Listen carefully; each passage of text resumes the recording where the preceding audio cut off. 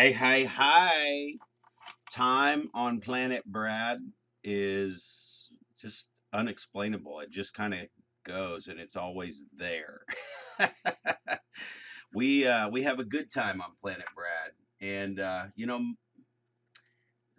I will tell you though, on a more serious note, that my whole outlook on time changed in 2015 when I lost my wife. And it was more about just what I do with my time. And, there's things like, time is the most precious gift ever. You want to, you know, how you spend your time ultimately determines how successful you are in life. And if you want to achieve your goals, you got to be intentional and use your time wisely and efficiently. And then when you've been married for 20 years and it's your business partner and you've experienced success, right? And that person's taken away from you, it's all of a sudden you just kind of reevaluate that time. And I want to be careful. Well, I don't need to be careful. I can tell you how it worked out for me. And I know, man, I mean, I've been to a child funeral before, and those are bad. One of my gals that worked with me lost a child, and it was the worst funeral I had ever been to at that time in my life.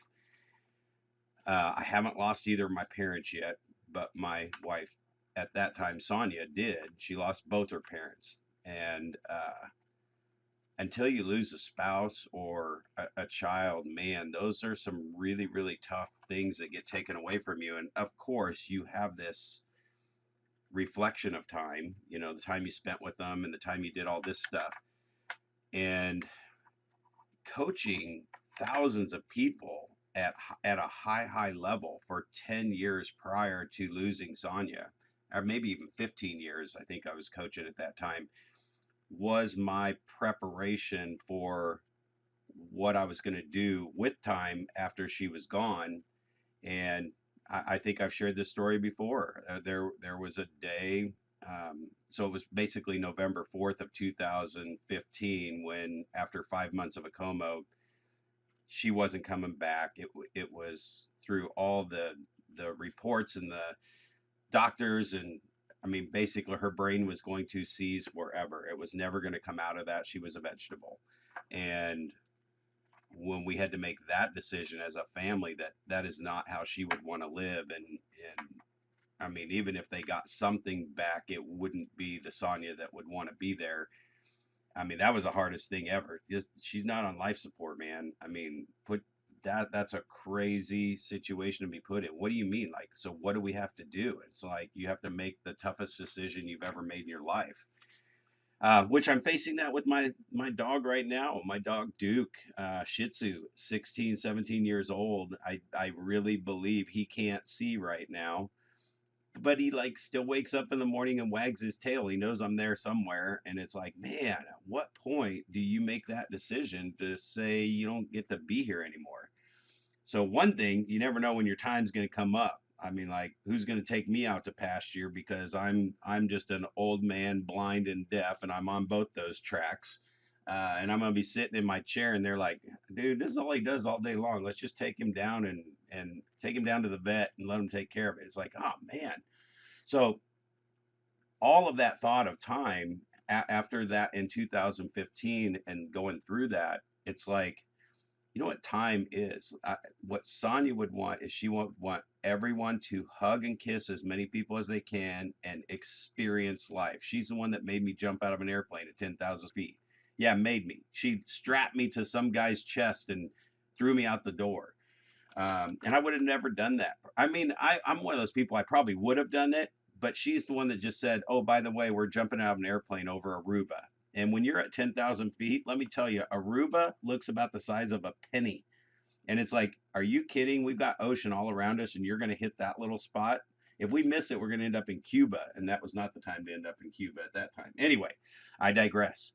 So what it's changed for me is I still have like things I need to accomplish in this life. I have legacy I need to leave. I need all this stuff that, I mean, big world changing things are right here.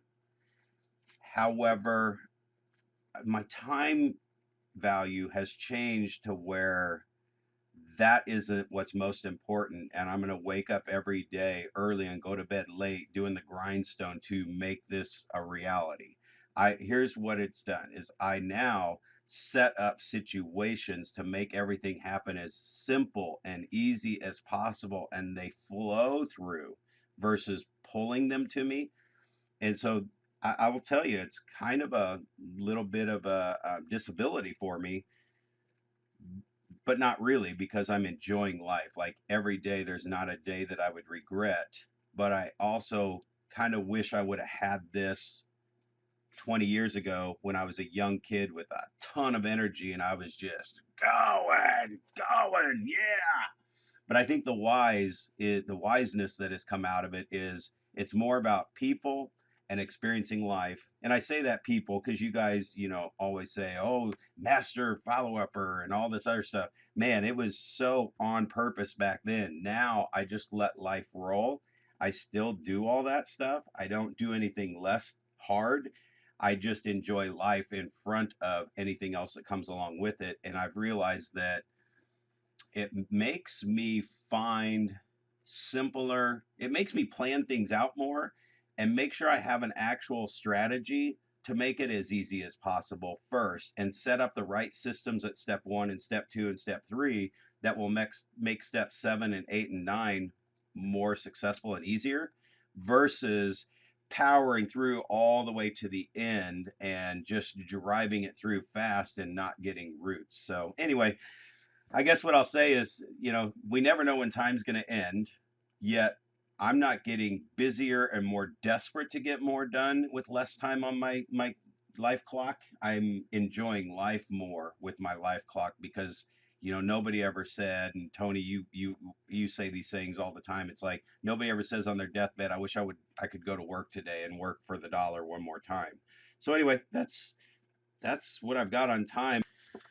Whatever that does for you, I hope it inspires somebody to enjoy their time and still accomplish whatever you want to accomplish. Thanks, Brad. Brilliant. That's, I guess, why they say that youth is wasted on the young, right? It's because